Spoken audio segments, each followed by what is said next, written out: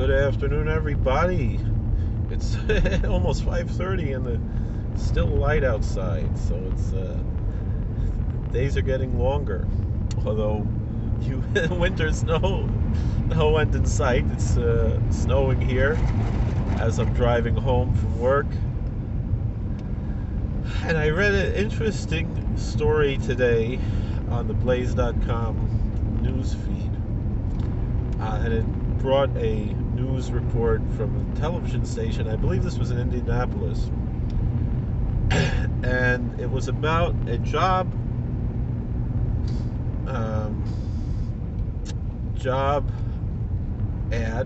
want ad, essentially, for someone to be, I believe, a curator or some kind of an executive at an art museum. And again, I believe it was in Indianapolis. I don't remember all the details.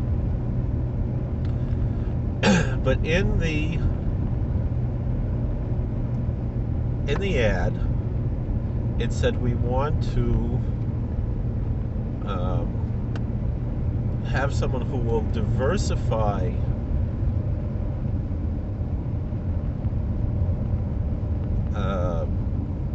bring in more minority voices and diverse voices into our art exhibits without losing our traditional core white audience.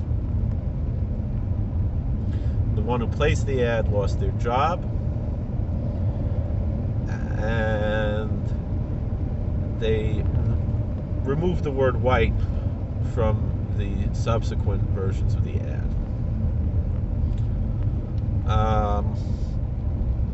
Which I think kind of makes it worse, because the first part about the diversity makes it clear that they want to bring in black voices and other minority voices into their repertoire, and to a certain extent, by having white there is problematic, and I admit it's problematic. But by removing it, it's just as problematic. We're supposed to be, I think, in a colorblind society. Meanwhile, obviously, an art museum that's a general museum, it's not a specific museum.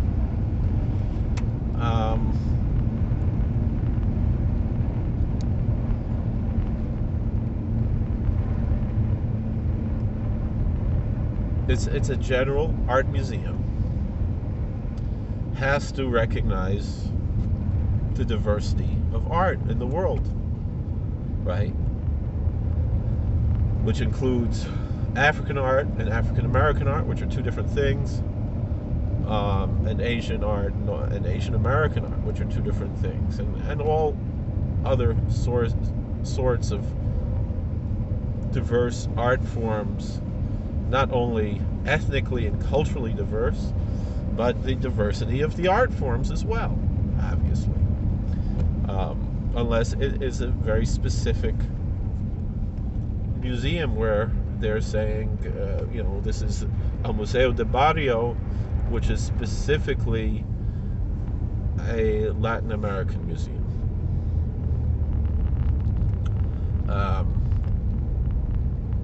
And the truth of the matter is, there is no such thing as white heritage. You could say there's a museum of Irish heritage, of Italian heritage, of German heritage, of Swedish heritage. But there's no, single white group, just like there's really no single black or Latin American and so forth group.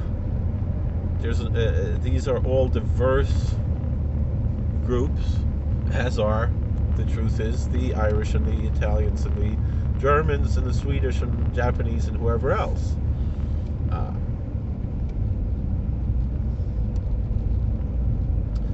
But the response, I feel, to this was just as damaging. We're saying, well, we cannot say that we want to cater to our core base white audience, but we can absolutely say, and I think it's wrong, that we have to have, more black audiences, meaning that was the point at the beginning. We want diversity. We want both black and white. But somehow mentioning white was problematic, and I can hear why some people would have a problem with that, perhaps. But they should have just as, but if that's a problem, it should be just as problematic of saying that we have to have black art. You know, unless you have an exhibit that's specifically, and the truth is, black means many different things also, but the truth is, just African art. Africa is a huge continent. Obviously, there's difference between the various African countries and different tribes and different cultures that exist in Africa. And there's totally different cultures in the African American communities, which exist in a different format than the African communities. And all of these aspects of, there's a specific African American voice, but there's not one single African American voice. It's a diverse community, unlike with the racist person who's occupying the White House claims that the black community is not diverse. There's tremendous diversity. I mean, I see it at work, where I work with, there's a certain culture of, African American Salafi Muslims from Philadelphia, specifically from Philadelphia, and how those are different from other Salafi Muslims and obviously other Muslims and other African American Muslims. That's just an example that we can give. And obviously all the members of these communities are individuals, so obviously there's diversity within the community as well, but there's something that's specifically Salafi Muslim African American from Philadelphia that's different than in other places. It has commonalities with others, but it's unique. And to study that and be knowledgeable of the history of that culture is a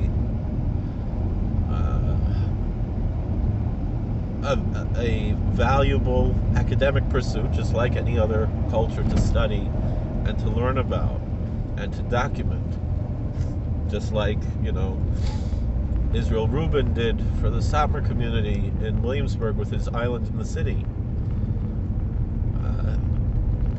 From an academic sociological viewpoint, to teach and record and document this community, which I'm more closely aligned to personally.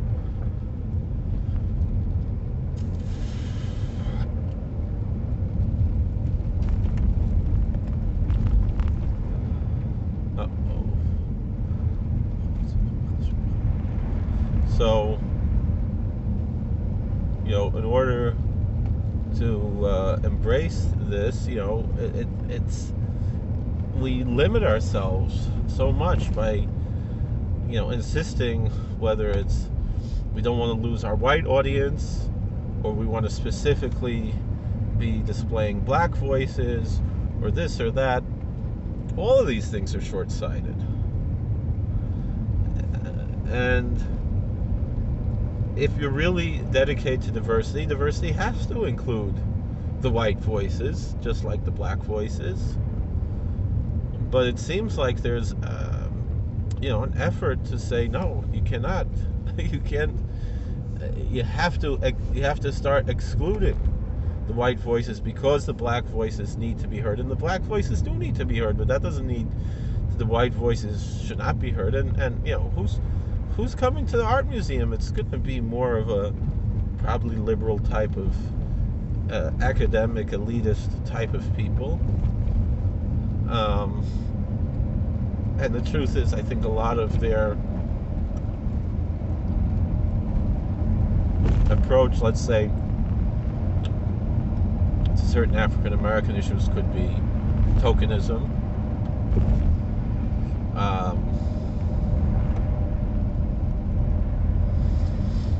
Oh, look at us, we're so, now, they're patting themselves in the back because, like, look at us, we're looking at the black art and enjoying that because that's what we're told to do, not whether or not they like it or not. Maybe they do like it, maybe they don't like it. It's a complicated world that we live in, and the truth of the matter is, who's doing this to us? It's the Democrats. The same old. They've been keeping racism alive, because the Republican Party tried to wipe out racism, and the Democratic Party realized they cannot survive without racism. And that's what's really going on here.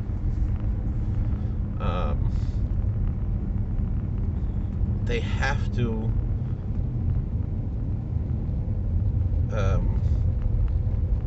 put everything into this box of race and other identity politics issues. Everything has to fit in that box. There's nothing else to talk about in the world. That's all they're obsessed with, and that's kind of silly. I thought we progressed past this. I thought we were supposed to be in this colorblind society that can still celebrate diversity. And yes, we could have that. You could have the one museum that equally, at some level, represents various diverse approaches to the world and heritages.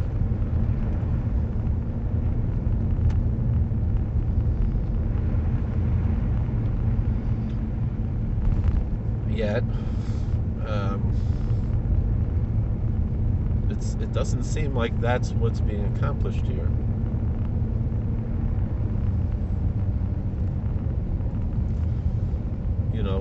And the truth of the matter is, issues like this come up everywhere. If you have a church or a synagogue and you want to promote diversity, but you also don't want to lose your core group, it's a very difficult issue to deal with. How do you balance these issues of balancing diversity? And what you wind up often doing is you wind up alienating people who are involved with an institution for a long time. I see this even in other, I see this obviously in our circles. There was one synagogue in Westchester where the rabbi, who I believe was a Latin American himself, was encouraging a lot of people, welcoming converts who were racially and ethnically diverse. And certain people in the synagogue were not happy about that. And I think that's wrong.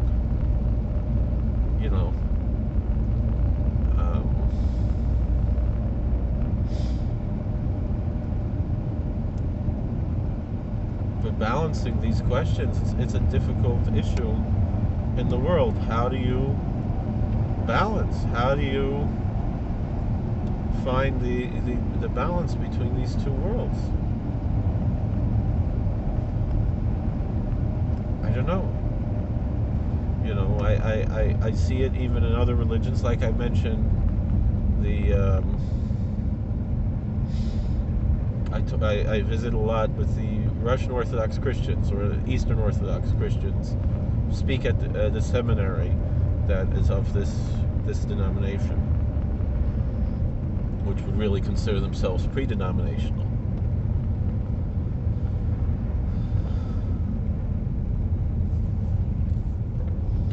And yet they're obviously denominational, and specifically it's a very ethnic church, and yet this is a pan-Orthodox, the OCA, the Orthodox Church in America, is a pan-orthodox organization with a certain recognized autocephaly in their own metropolitan, and they're supposed to be pan-orthodox. They're supposed to be there for a Russian Orthodox or a Greek Orthodox or Armenian Orthodox and the Latvian Orthodox, which we know from Seinfeld, and the Ethiopian Orthodox, let's say, and some of these other churches, right? And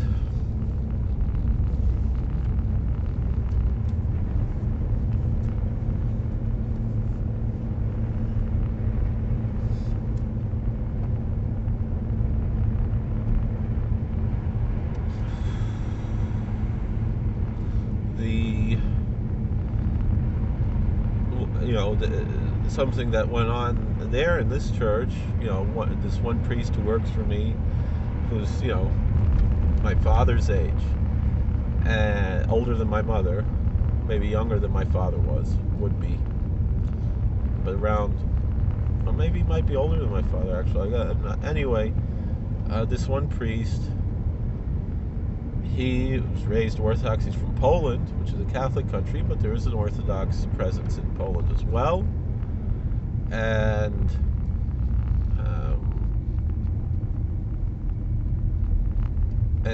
how he became a priest and so forth, and he was raised in this church. And when he went to seminary, the same seminary where he teaches, although he attended others as well, including in Moscow, he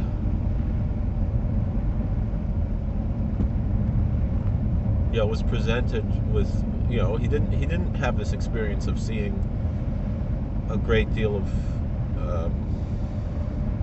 converts. And then he now teaching in the seminary, he'll have a class, and I teach the class as well. I'm like an adjunct professor there, and they're mostly converts. They're mostly people who were raised. Some were raised Catholic, some were raised Protestant. Some, went around trying different religions. One person said, for a while he dabbled in Wicca and all kinds of things, and now he found a place. And a lot of those men tend to be somewhat zealots. And then you have the some of the few born Orthodox there are the Indian Orthodox from India, Indian Orthodox Christians. So it's a fascinating, and they tend to be more moderate, as this priest is, and it's just a fascinating world where you'll have these converts kind of looking their nose down at the cradle Orthodox, and kind of have the same thing, the Balei Tshuva, who kind of look down at the FFBs, and all these different things, that we deal with in our community, in different communities. And there has to be some way to get past this, because I don't think the answer, I recognize 100% that it was wrong to write in a job posting that we need someone who will simultaneously maintain, will simultaneously advance pluralism and diversity in our mission while maintaining our core traditional white audience. I think I would agree that was wrong to write that. I understand the sentiment, I understand what they're trying to say, but I don't believe that it's just wrong in a woke modern sense. I believe that there's something essentially wrong with that, with writing those words.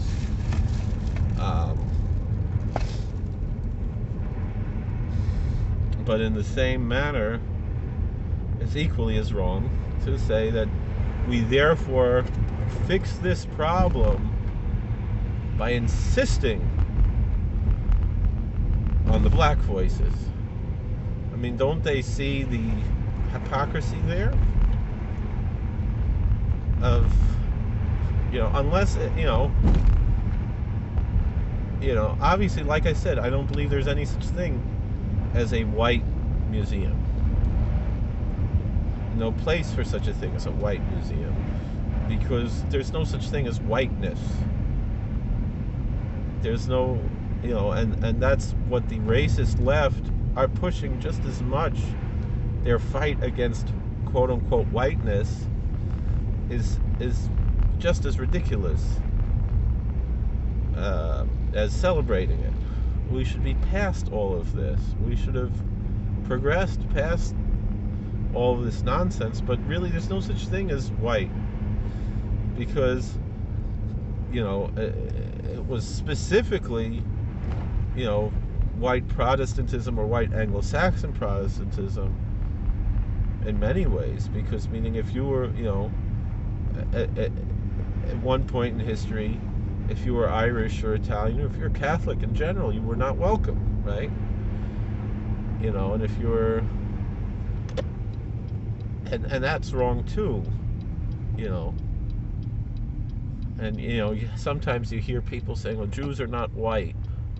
Well, what the hell does that mean? Judaism's a religion, not a race. So there definitely are white Jews, and you hear that equally on both sides. You hear that from the, I would say, anti-Semitic side, and that is, traditionally what would be recognized as anti-Semitic, and you hear it from the left, from the woke left, which is also, I think, guilty of Jew hatred in a different way. You don't hear these types of discussions from, let's say, traditional Republican approach. It's not the type of question you're going to hear someone like Donald Trump discussing, because it's a stupid thing to be discussing, first of all. But the other thing is, well, his daughter is Jewish. Judaism is a religion, not a race. And so obviously, if there's such a thing as quote unquote being white, which is, that whole idea is ridiculous. There's really no such thing as particularly a white race or a white, ethnicity. There are several what are called white or called Caucasian ethnicities, that exist, but there's no one central white identity, and there's no one central black identity. But it's just stupid to ask these types of questions, and only anti-Semites and leftists think that matters, and that's even that's even a question that we should be asking. So it's my answer. Thank you for watching. God bless. Please like, share, and subscribe. Comment. And we will see you later. I don't have an answer to this. I'm very uncomfortable with this story, but I'll tell you something. I was listening just now to Glenn Beck talking about Rush Limbaugh, and he said the truth of the matter is that the left, they have it easy. They just call you racist, and because really they're the racists, they're projecting their racism on us, and they just or they call you something like a climate denier, or they call you and that's not a subject I really talk about a lot, although this global warming is going pretty well, ain't it? They call you then they're going to say, well, it's not global warming, it's climate change. because it's just a catch-all. But I don't like to talk about that subject. I'm not really passionate about that subject. Um, and that's one thing I learned from Rush Limbaugh. Talk about what you're interested in. Talk about what you're passionate about. Be real. Be honest. Because I'm not trying here, with opening up this very difficult discussion, I'm not trying to impress anybody. I'm not trying to wink or nod or make a dog whistle to anybody. I'm seriously troubled by this story. It is a strange story. It's a difficult story. And it's hard to wrap my head around, because I agree that it was wrong to say, to use the word white there. And I also agree, is this guy turning?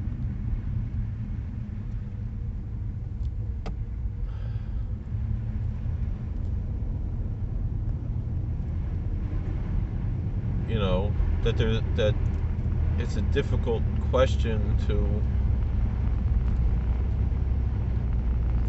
approach, because I can see the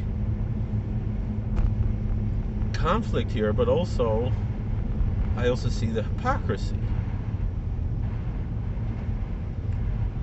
And I can see both sides of this conflict. It's very difficult to really gauge how to weigh in on this. And the same type of thing, like I was talking about, how do you deal with changing demographics in a church or a synagogue or a mosque?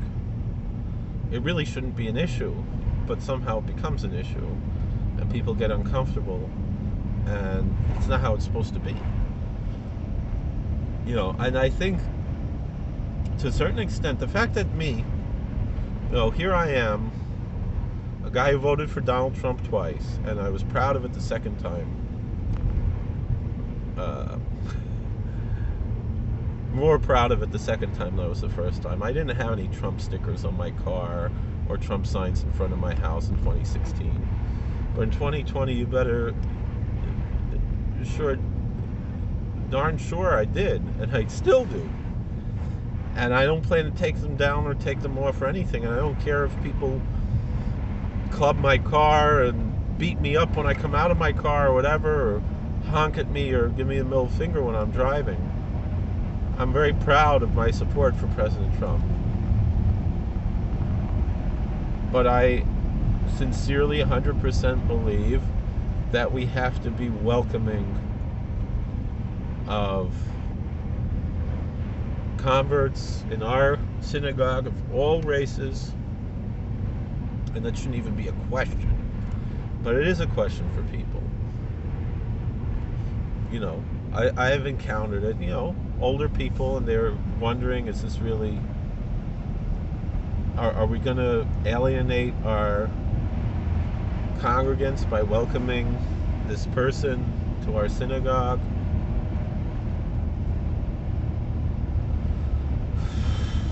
It's a problem that we do have to deal with. We do have to overcome racism. We do have to fight racism.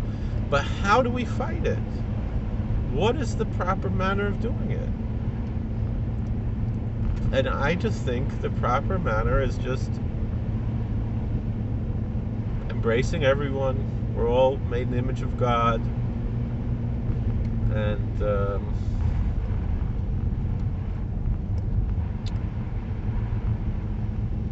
then I have these fantasies, right? That, the churches don't have this problem, and the mosques don't have this problem. It's just we Jews, we're the racist ones, and we have to clean ourselves up. And these religions that welcome converts so much, and part of it is because we give converts a hard time. These other religions are running after converts. And the truth of the matter is, it's very hard to find ethnic and cultural diversity in churches or mosques.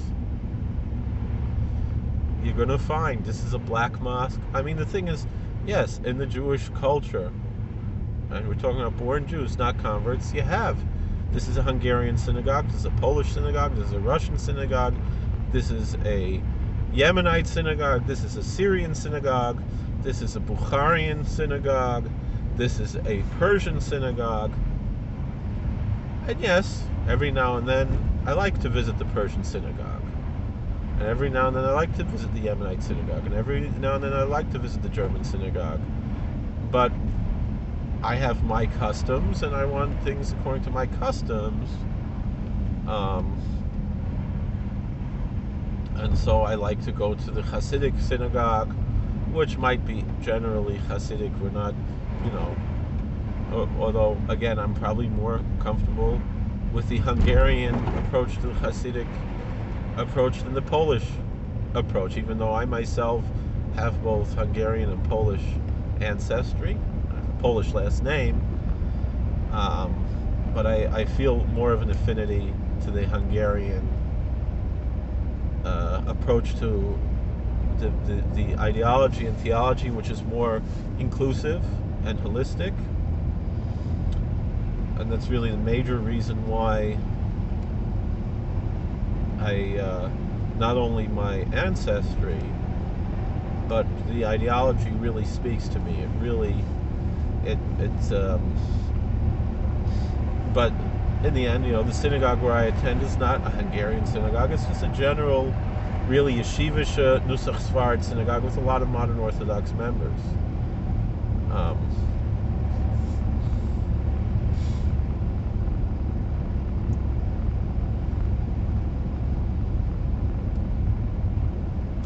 So it's interesting. It's interesting.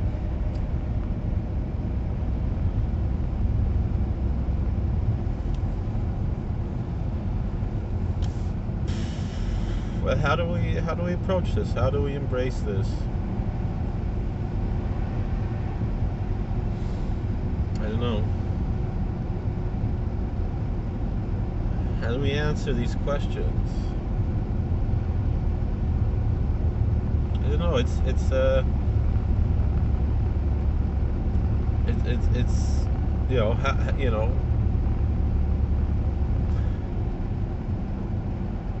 I don't know. I don't know the answer.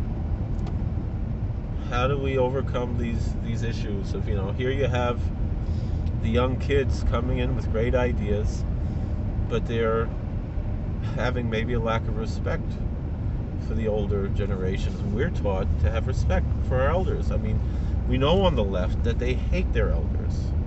We know that the story of Rabbi Yaakov Kaminetsky is 100% true. What you see in this world today, where the people who are conservative respect their elders, and the people who are on the left despise their elders. Despise them. I think the only one who gets away with it is Bernie Sanders. And even him, I don't think AOC really respects him. I don't think she really looks up to him. She certainly has no respect for Nancy Pelosi or Chuck Schumer or anybody like that. The members of the squad. They tolerate Bernie Sanders. They don't love and respect him. I don't believe it.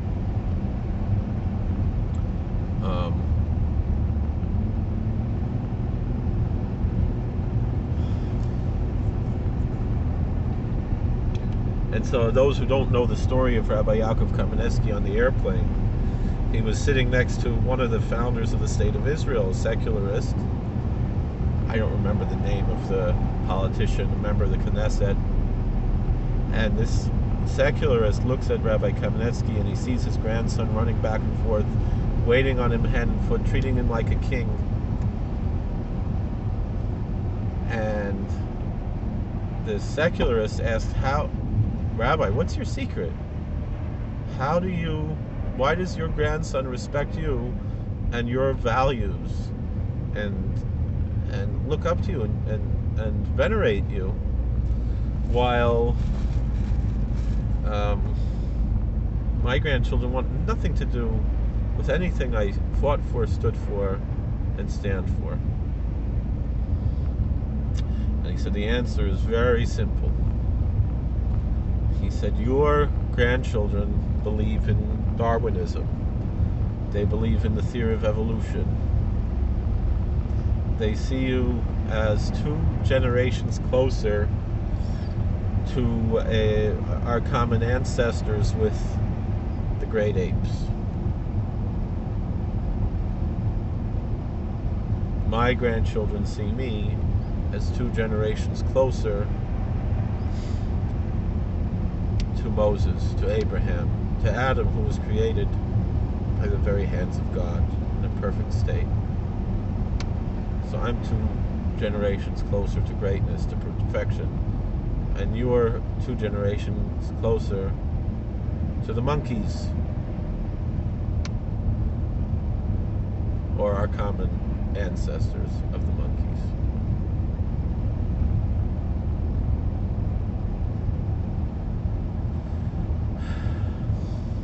That's the issue. Well,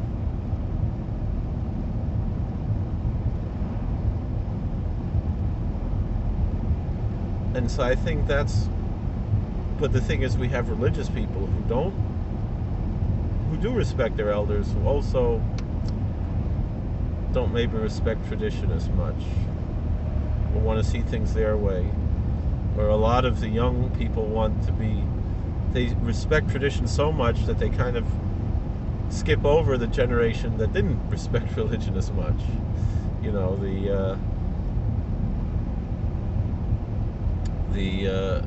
deacon at work tells me about the priests who are my age and younger, who insist on wearing their cassocks every day. And he's like, what is this? It would bring us back to the 1950s or earlier.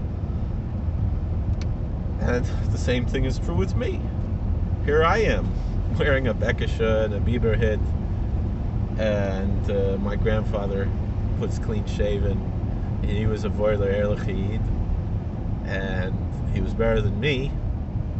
And here I am, you know, dressing in a costume like this. Am I disrespecting my grandparents' generation by adopting a different culture? I don't know. Very hard to say. Very hard to say. It's a strange world we live in. I don't have any answers. I just want to talk about these things because it's fascinating to me, and I really would like to have conversations and hear you all, if you made it 37 minutes here, what you all have to say about these subjects, because it's, I don't know. I'm just boggled and confused by this whole thing. Thank you for watching. God bless. Please like, share, and subscribe, comment. We'll see you later.